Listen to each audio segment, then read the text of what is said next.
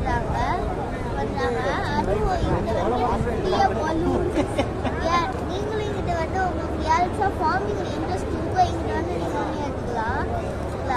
So எங்களுக்கு வந்து சில சீட்ஸ் தேவைன்னு சொல்லிட்டு நாங்கள் வந்து இங்கே என்ன சொன்னால் ஸ்வீட் கார்ன், ஒயிட் பிரிஞ்சால், கேரட், பீட்ரூட் நிறையாவே எடுத்துக்கணும்.